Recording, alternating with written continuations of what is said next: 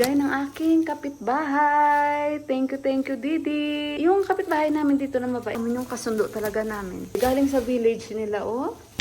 Tamang-tama. Patatas namin, 2 piraso na lang. Kaya natin dito.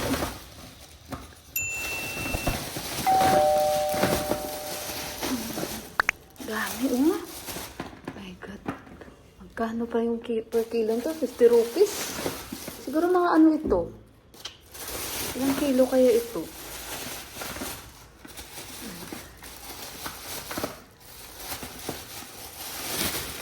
Dami nating uulamin. Kailangan maano natin to guys. Maubos. Gagawa na naman ako ng alo achar. Yan. Dami nating patatas. Didi, thank you, Didi. Ano? Lahas, Didi, ay, thank you, ay. Okay, guys, ito yung munggo ko na may malunggay ulit. Rice, ayan. At saka, ito na yung ating, napaka si PR ako, please. Yung ating sapsap na tuyo na paborito ni Juan. And nagluto ako ng alo, right? Sausage, at saka yan si Juan nakain. Yung achar ko.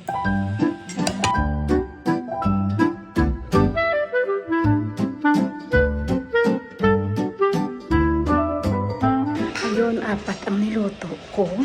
Tig-isa kami. So, nilutoan ko siya sausage. And may alo fry naman kami. So, yan yung aming dinner. Dahil since marami tayong patatas, ayan. Purga na naman tayo sa patatas, guys. Umaga ako nagluto ngayon. And what time na, anak? 7 o'clock? I think 7 o'clock na, guys. Pero maliwanag pa, oh. Yan. So, tapusin ko muna paglinis dito, guys, no? Ayan, nilipat ko yung mga hinugasan ko. At saka ready na yung dinner namin, magpahinga-hinga. Ang haba ng tulog ko kanina, guys. Sobrang haba. At nag-chat ako kay Inday Neneng. Sa mga nagtatanong pala about kay Inday Neneng kung babalik pa siya ng Nepal. Babalik po siya ng Nepal. Pero hindi po natin alam kung kailan. Abangan nyo na lang. And malalaman nyo rin naman yan sa vlog ko, guys. Dahil hindi naman yan ni Inday Neneng ipagdadamot. Pero babalik po sila ng anak niya dito. Guys, kakatapos ko lang sa kusina. Malinis na yung ating kitchen. Ayan. And dahil nagluto tayo ng tuyo, kaya ayan, mabango na rin kahit paano. Dahil nagsindi ako ng ating scented candle. Kasi nga dumidikit talaga yung mga niluluto natin na amoy. Pero ayan, kahit paano guys, wala yung mga amoy-amoy ng masala. So ready na yung pang dinner. At 7:30 na dito, maliwanag pa rin guys. Oh, nakita nyo, maliwanag pa rin. Kakasabihan ko sila, hindi pa kung kakain na sila para maaga tayong makapagpahinga-hinga. Ayun, dahil ready naman at medyo mainit yung pagkain namin. At para makapagpahinga-hinga din na maaga kasi yan yung matanda. Nagpapahinga yan siya 8 o'clock. Iniisip ko yun lagi kasi nga, kung tatawagin ko yan siya, Daddy, kakain na tayo. Gumagano na siya, tulog na guys. Kasi nga maaga yan siya nagigising, walking. At siguro mga 5:30, 5 o'clock gising na yan siya. So, magandang umaga. Nagising kami mga 7:30. Today is Sabado. Tingnan niyo mga pictures namin nandiyan pa oh. Yan. Mga namumula. Lalong lumaki sila oy. Gusto ko bigyan si Nani yung sa bus ni Juan tsaka yung driver. Kagabi humingi si Juhan ng peach. Isa na lang sa lamesa. Gawa muna ako ng breakfast namin, tsaka gawa ako ng hash brown. Tingnan yung popcorn ko. Ito yung kagabi, oh. Yan yung snacks namin. Ito yung saging, guys, oh. Ayos pa. Ayala, i-defrost ko ito sa microwave.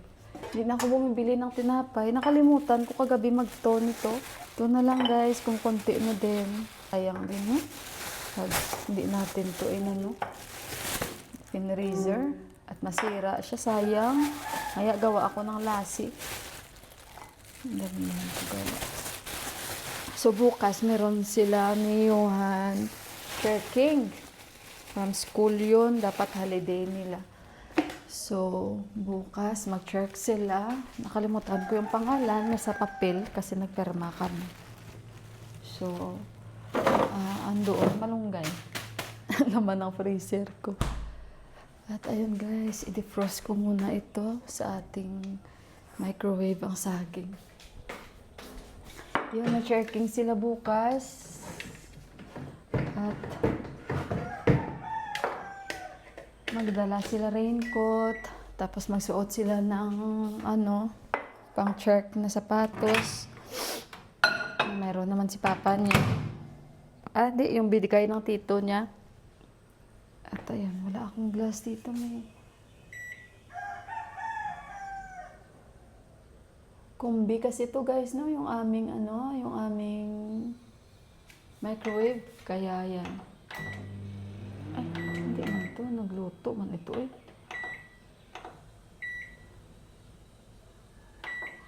Yan, defrost natin. Pag karne, nagde-defrost din kami. Maganda talaga yung kumbi. Alam nyo guys, ito lang siya yung basag. Yan. Bibili nga sana ako ng bago, diba? Pero sabi ni Deepak, wag na. Kasi nga binigyan ako ng pera ng brother-in-law ko. So, ayun. Yung sabi ni Deepak, wag na kasi sabi nga ni Indira, Bojo, itatapon nyo ba yan? Sabi ko, hindi. Kasi nga, baka nagbabalak siya, hingin niya yung microwave. So, sabi ni Deepak, gumagana naman. Yung nabasag lang, ito lang siya guys, oh. Pero i-anuhin namin to, paayos namin sa, sa company talaga. Pero hindi namin alam kung magkano yung magiging singil. Matagal na to guys. Sobrang tagal na to ng microwave. Pwede rin ako mag-bake. Pwede rin ako mag-roast dyan. Pero hindi ko siya ginagamit. Hindi kami guys nagmamanok kasi nga may bird flu. 140? Oh, 40. Tama nga ako guys. Ayan oh. 140. Iksi Chalice. Yan, okay na. Defrost na siya. Gawa. Pasalamat ako na gustuhan nila. Pero bira ako kumain nito guys. Nakailang gawa na ako. Ang nakain ko ata isa o dalawa lang. Kasi nga may suman ako. Pero today kakain ako. Wala tayong choice. Mas okay pa ito kasi sa tinapay. Naubos na nga yung butter ko. So, ghee yung gagamitin ko.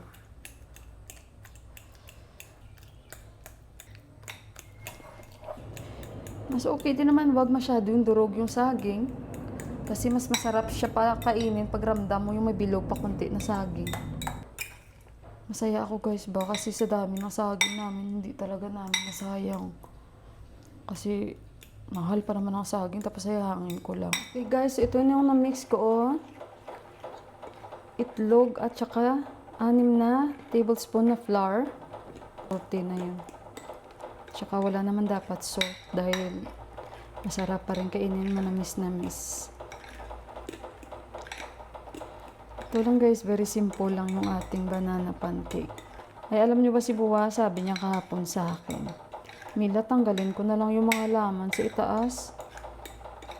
Sabi ko, okay lang daddy ah.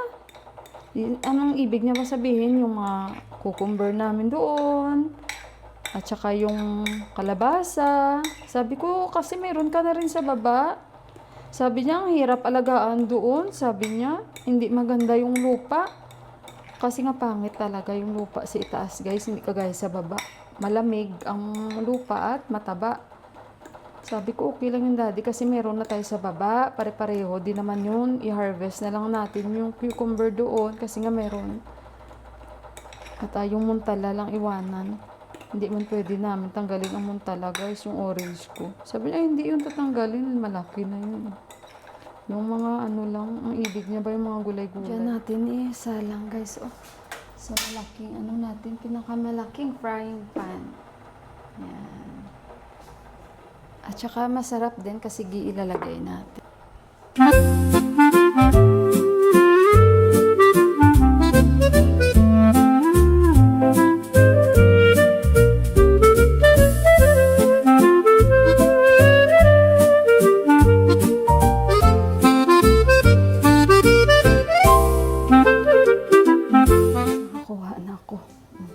Yung panday, nakita niya ako.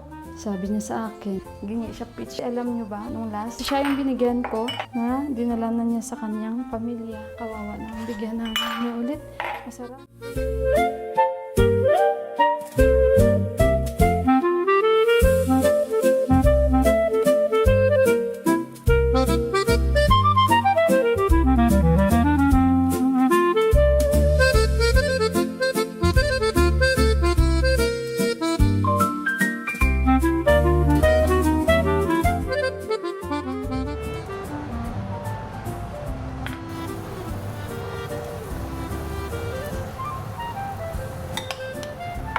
Pwede siyang pang snacks, pwede pang breakfast.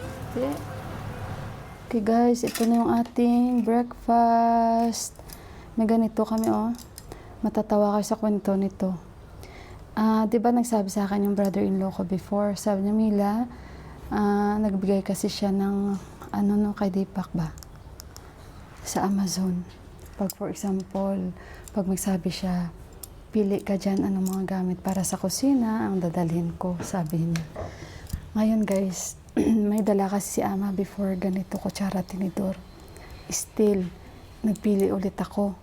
Kasi, after nito, kwento ko rin sa inyo bakit nawala-wala. Bakit kaya ganun guys, no? Nawawala yung mga kutsarita. Nawawala yung, I think 19. Nawawala yung mga kutsarita. Hindi guys, wala na, hindi na naging kumpleto guys. Hindi ko alam saan napupunta yung mga tinidor, mga kutsara, bakit pa unti-unti nawawala ba? So ngayon guys, balik tayo dito sa kwento na to. Bakit ito yung natanggap namin? Hindi namin din alam, or baka by mistake, ako kasi yung namili. Hindi ko lang nabasa ng mabuti yung link nito. So pagdating excited, pero ang gaan ng box nito guys, pagbukas, disposable pala. So na-shock kami lahat. May mga bread knife din. Tapos, wala siyang kutsarita. Kasi yun lang naman ang nakita ko. Ay, hindi. Kutsara, tinidor lang talaga. Kasi sabi ko, kutsara. This is tinidor. Kasi nga hindi man namin alam na, kasi hindi pa namin need talaga na maraming kutsarita or maraming bread knife, yung ganun. Kasi alam nyo naman sa Nepal, hindi man sila sanay. Kaya ayun, natawa ako nung dumating ito plastic. Hindi rin alam ng brother-in-law ko kasi ako man ang namili nito. But anyway, yun na nga guys, about naman bakit nawawala-wala yung mga tinidor, kutsarita. Bawo guys, di ba may mga si Ama nandito, panay may mga bisita, ganun-ganun. May nadakip talaga kami guys na relatives nila. Guys, ilan sila. After nilang kumain, diretso sa basurahan guys. Pati kutsara. Nadadakip ni Ama kasi binabantayan niya kasi nga nawawala na yung mga tinidor, nawawala na yung ang tawa ko talaga. But ayun na nga guys, nag-breakfast na kami. Thank you Lord. Ayan. Ito yung tea natin. Come here na anak. I give na si daddy. Ayun na. Breakfast na siya. So before anything else, syempre unahin muna natin ang ating biyanan, ang mga matatanda bago ang mga bata. Importante yun guys. Ay, buksan natin to dahil ang humid and gloomy. Sarap na sarap sila, oh. Sige pa. Ito pa, guys, oh. Hindi namin alam, meron pa pala kami nito. Dala pa rin to ng brother-in-law ko. Meron pa doon. How is it? Nagawa. Bilis, ah. Siguro kasi may itlog, kaya parang masarap.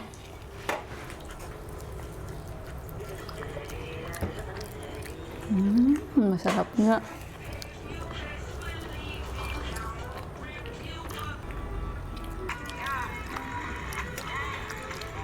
Masarap siya.